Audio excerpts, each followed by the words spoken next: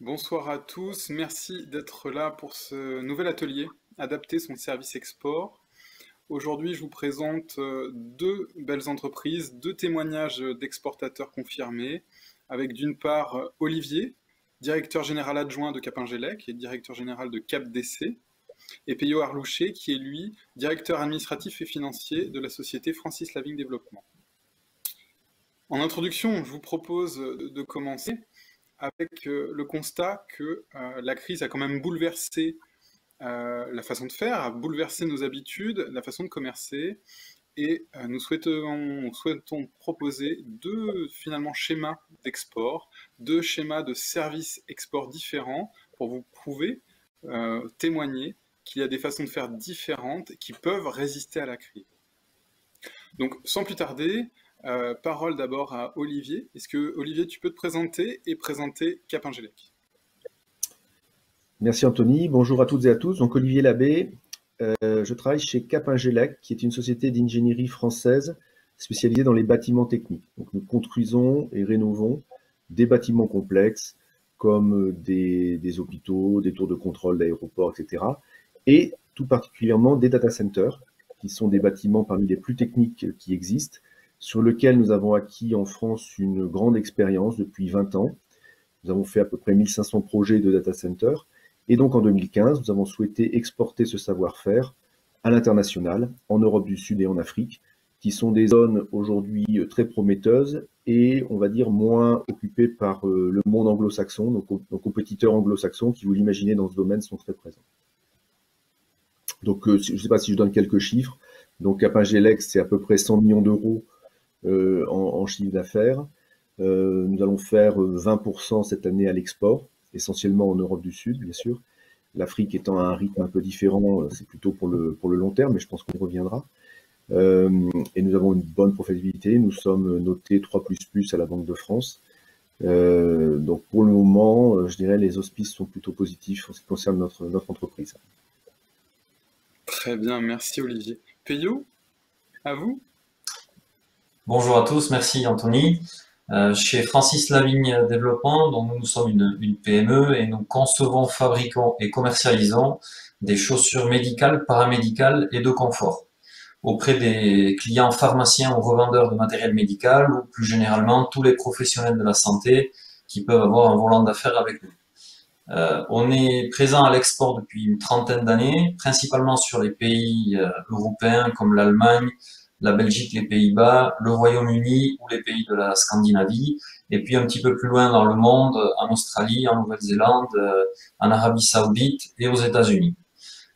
On a un système d'export qui est relativement rodé, avec des produits qui sont reconnus et notamment l'une de nos marques, même si elle n'est pas comment je veux dire, de grande notoriété, mais dans le milieu médical, elle est très reconnue, surtout auprès des professionnels pharmaciens. Et c'est grâce à cette notoriété qu'on a pu se développer à l'export, comme je le disais, sur les 30 dernières années.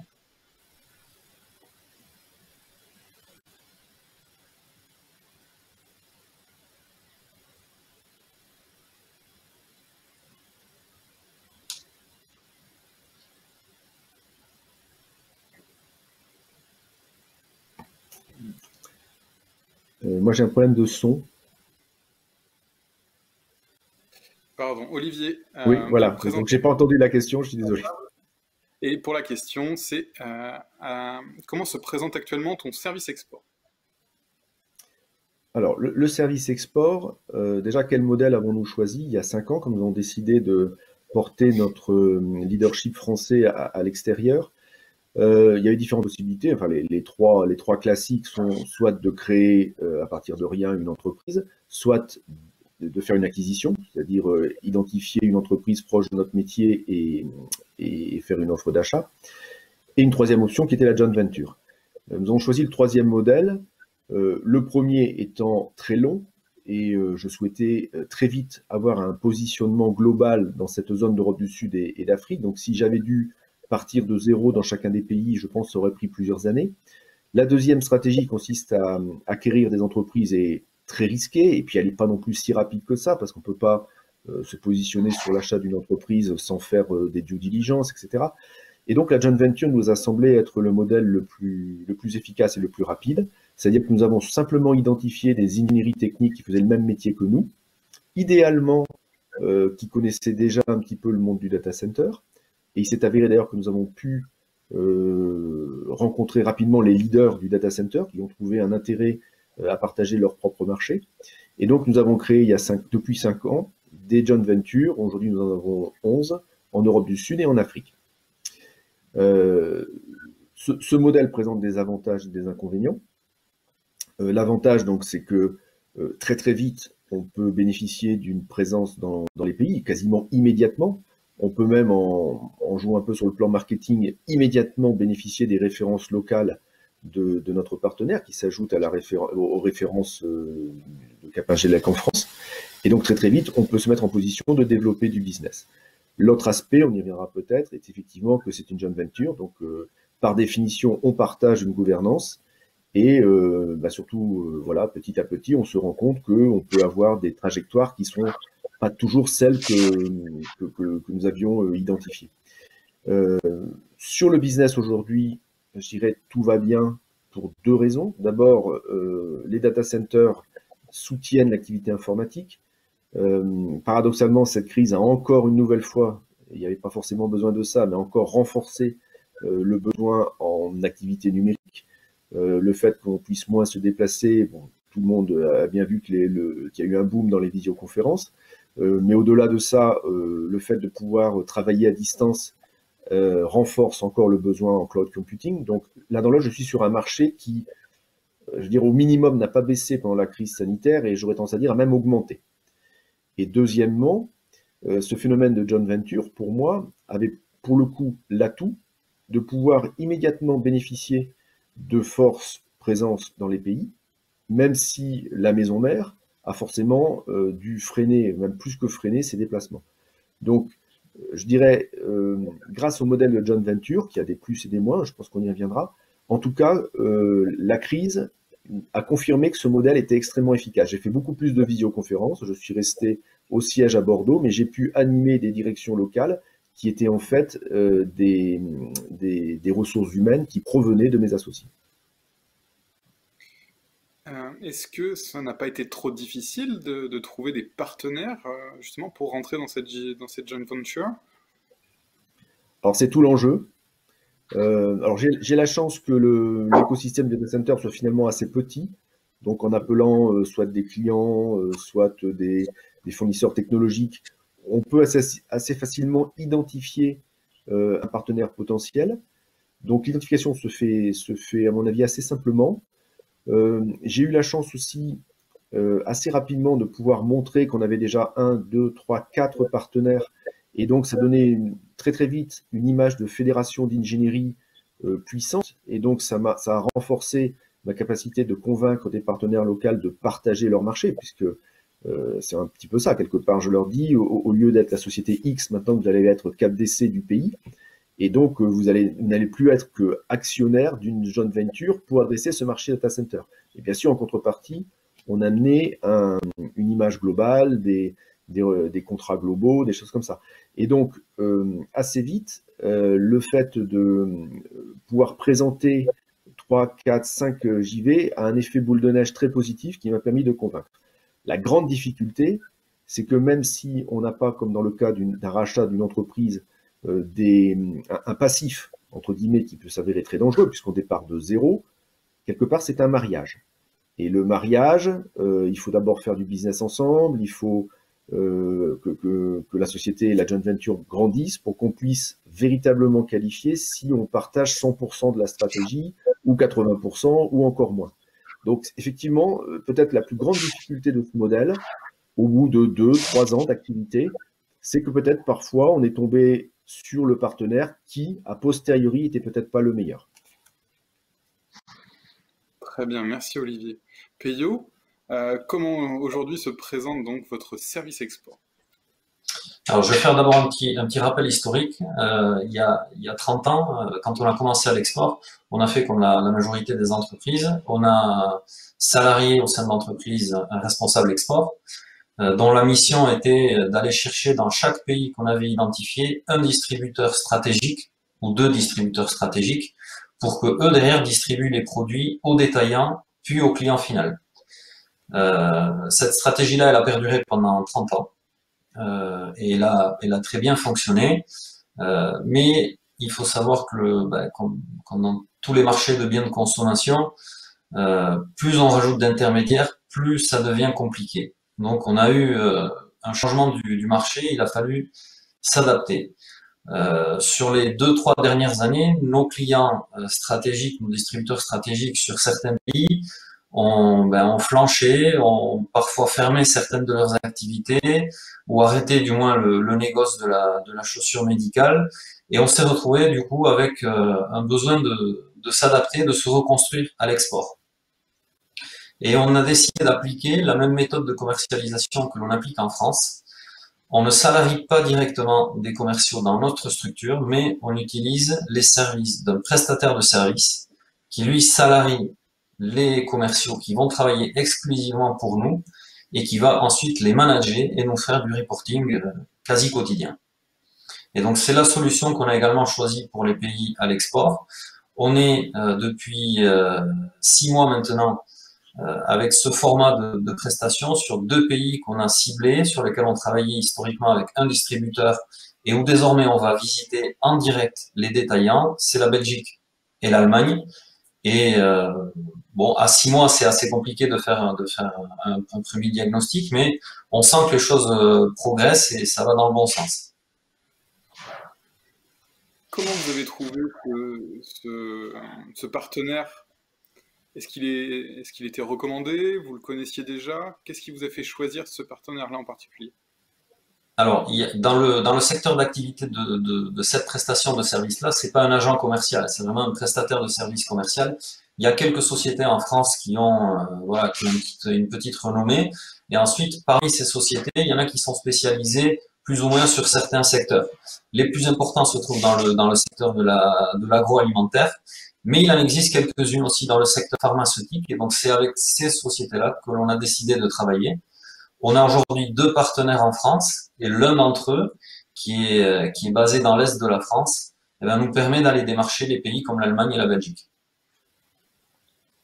Et ensuite, donc ce partenaire va embaucher, si je comprends bien, donc un agent commercial ou un salarié pour démarcher pour vous en exclusivité les marchés export que vous souhaitez adresser. C'est ça?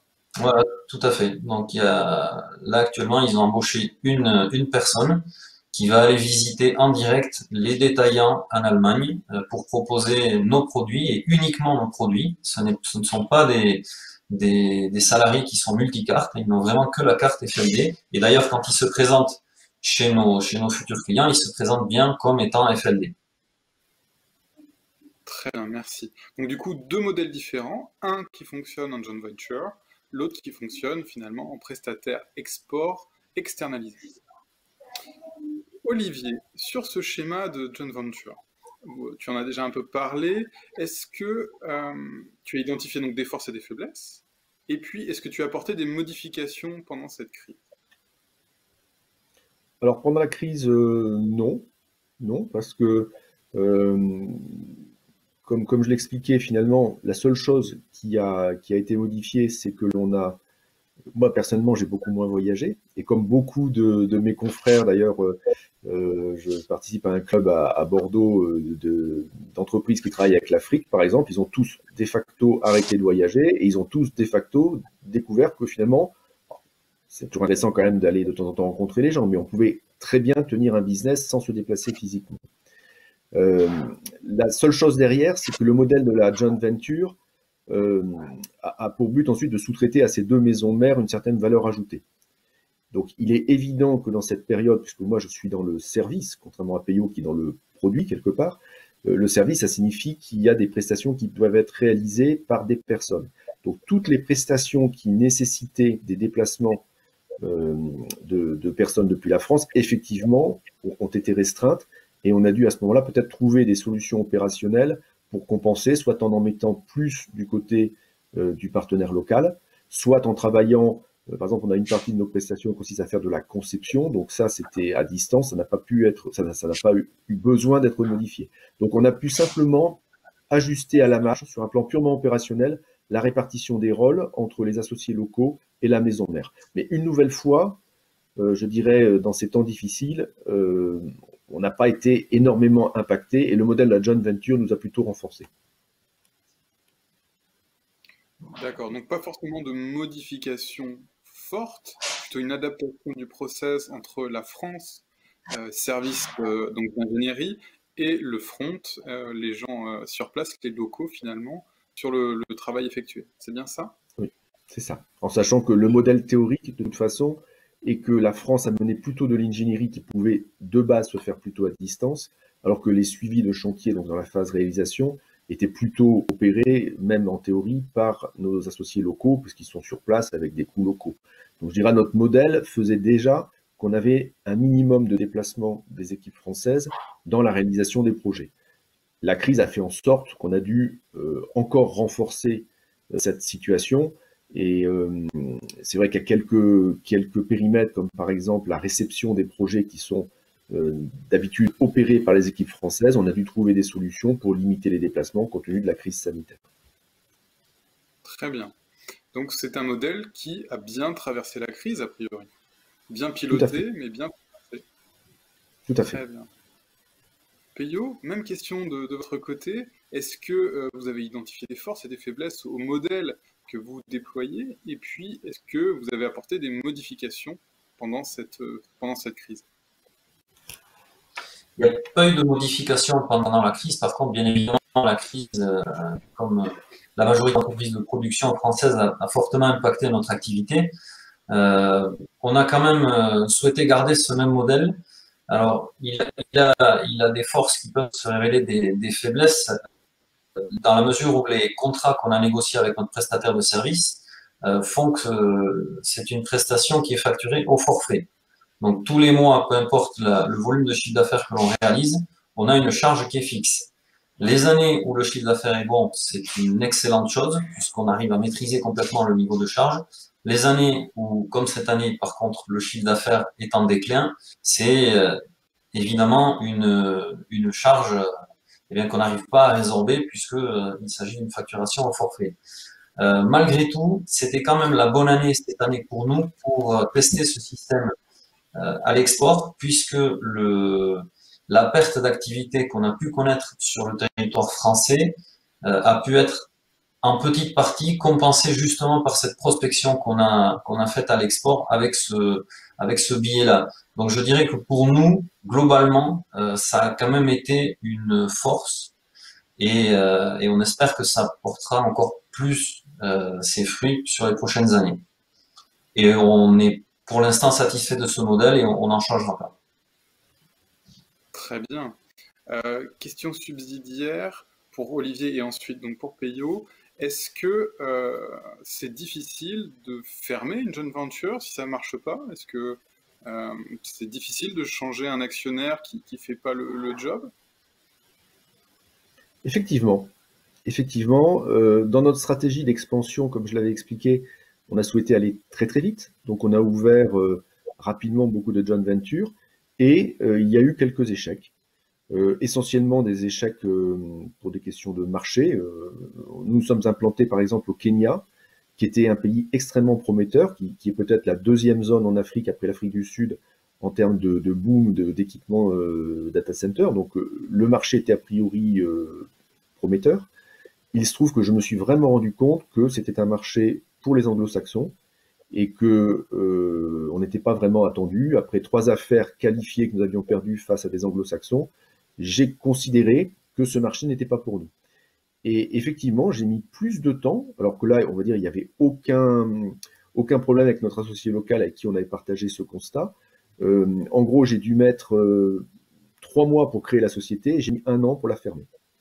Uniquement pour des procédures administratives. Et encore, je veux dire, le Kenya est plutôt parmi les premiers de la classe dans ce que j'ai pu voir en termes d'administration. Donc déjà, on va dire techniquement, même si là on sort sans encombre, on va dire, il faut juste avoir en tête que c'est plus simple, je pense, de créer une société que de la fermer purement administrativement parlant. Bien évidemment, si vous rajoutez à ça, alors pour le moment, j'ai pas eu le cas, heureusement, mais une difficulté de discuter ou d'entente avec votre associé pour fermer, ça risque d'être très très très compliqué. Ça risque d'être très compliqué. Et plus, dans l'hypothèse du Kenya, par définition, j'avais pas beaucoup d'affaires, donc j'ai pu fermer l'activité assez rapidement et proprement, on va dire. Mais si en plus vous êtes dans une société, dans une joint venture qui aurait eu le bonheur de bien fonctionner avec beaucoup de contrats en cours et que vous décidez pour une raison X ou Y de la fermer, là c'est extrêmement complexe parce que vous devez en plus faire en sorte de traiter vos clients et vos fournisseurs le mieux possible. Il y a des enjeux juridiques. Donc là, heureusement, j'ai pas encore eu à le faire, mais je pense que là, ça serait très très complexe. Merci Loïc. Peyo, même question, si le commercial qui est porté par votre prestataire de services export externalisé ne prête, voilà, ne correspond pas à vos attentes, n'atteint pas ses objectifs, est-ce que c'est difficile de s'en séparer? Alors, c'est un contrat de prestation de service entre deux sociétés qui est renégocié chaque année avec des objectifs et des moyens. Alors, c'est vrai que quand on s'engage pour une année, mais si au bout de 6 mois, on se rend compte que ben, la personne que le prestataire a embauché ne répond pas totalement aux attentes, on est en droit de lui demander de reconduire quelqu'un pour l'année suivante, de reconduire quelqu'un d'autre, pardon, pour l'année suivante. Et donc, c'est vrai que ça, ce système et ce fonctionnement-là permet une certaine souplesse, voilà, oui, qui nous permet d'adapter en fait nos stratégies chaque année. Bon, après en respectant bien sûr les délais juridiques qui incombent au contrat, mais c'est vrai que le fait de se revoir annuellement et de faire un débriefing de ce qui s'est passé dans l'année pour se projeter sur l'année suivante, ça permet d'être assez souple et d'ajuster, voilà, au fil de l'eau vraiment selon les besoins, et les moyens et les objectifs attendus. Très bien, merci. Olivier, maintenant, à date, la crise est presque passée, on sort du deuxième confinement. Est-ce que tu adapterais ta stratégie différemment ou tu maintiens le cap? Indépendamment de la crise ou pas? Après, Parce que après crise. après la crise, donc on revient dans le monde d'avant, on va dire. Donc, bon, une nouvelle fois, la crise a finalement eu pas tant d'impact que ça. Elle a pour moi validé le modèle de la joint venture. Je pourrais répondre à la question presque indépendamment de la situation que nous venons de traverser. Je pense que le point de faiblesse ou le plus gros risque de la joint venture est que c'est tellement facile, tellement rapide à créer par rapport à une acquisition de société, etc., que bah, finalement, on ne se rend pas compte qu'on est parti. Et déjà, on est avec un associé engagé dans des affaires et donc quelque part engagé juridiquement. Le temps passe et on peut se rendre compte avec le temps que voilà, le partenaire n'est pas exactement celui dont on avait rêvé. Et c'est là que finalement on se rend compte que on a quand même une situation très très engageante avec lui. Donc, moi j'étais parti, pardon, un premier exemple. J'étais parti en me disant, on va faire une joint venture où on souhaitait garder la majorité, mais idéalement, je voudrais que mon partenaire local ait une grande part de l'actionnariat, donc typiquement 55% pour notre groupe et 45% pour l'associé local, de manière à ce qu'il soit motivé. C'était une erreur, je pense, avec le retour, parce qu'on peut le motiver de plein de manières. Le principe de cette joint venture étant de sous-traiter la valeur ajoutée à ces deux maisons mères, je dirais rien que le fait d'amener le business nouveau et de sous-traiter à la maison mère est pour lui un vecteur d'accès au marché, même s'il n'a que 10 ou 15%. Et il est évident que quand on est à 55-45, il reste très peu de liberté de manœuvre si on veut, par exemple, donner quelques pourcents à un leader qu'on souhaite fidéliser, et je parle d'une personne physique, ou si on souhaite restructurer l'actionnariat pour différentes raisons. Donc, mon message serait de dire, attention, la joint venture est peut-être un outil qui semble très facile, et c'est vrai, mais vous vous engagez pour longtemps avec cet outil. Donc, on a bien sûr d'autres outils comme le pacte d'actionnaires qui vient un peu légiférer la simple création en joint venture, mais c'est très difficile, mon message c'est de dire c'est très difficile d'anticiper a priori comment la vie sera dans 2, 3, 4 ans, et pourtant on crée une société. Donc voilà, mon message c'est essayer peut-être le plus possible, ce qu'on pense peut-être pas au début, à se ménager alors peut-être pas des clauses de sortie, mais peut-être des clauses de passage qui autoriseraient des changements peut-être aussi structurants que les proportions de parts de marché. J'ai un de mes clients, par exemple, qui s'était installé en Afrique en commençant par 5% dans une joint venture, dans une société nouvellement créée, avec une possibilité de passer à 50 ou 55 au bout de 5 ans, selon telle condition. Ça, je pense que c'est une leçon que j'ai tirée de mon expérience. Il faut qu'on se donne la possibilité, au bout de 3 ou 4 ans, de réévaluer la situation pour pouvoir l'ajuster.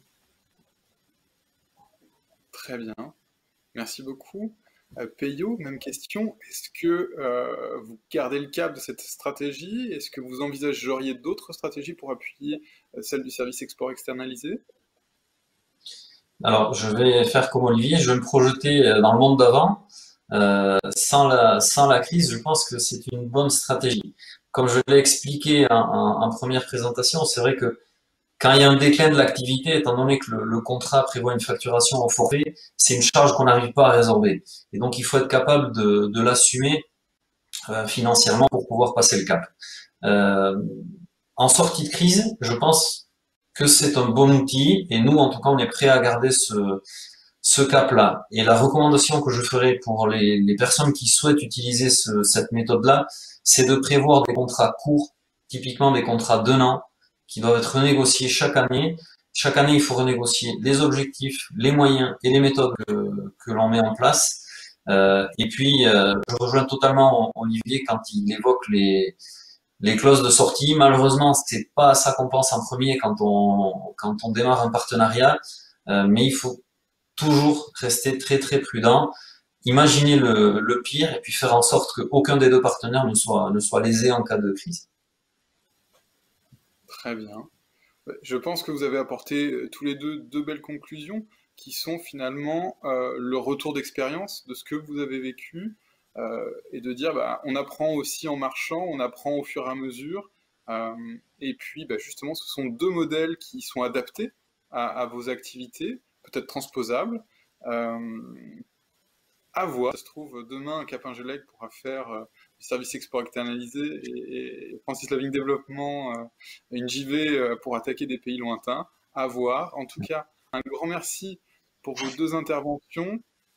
Je n'ai pas accès au module de questions, donc je ne sais pas si certains nous ont posé des questions. Peut-être que Peyo ou Olivier, je ne sais pas si vous avez accès au chat. Euh, A priori, non. Moi non plus.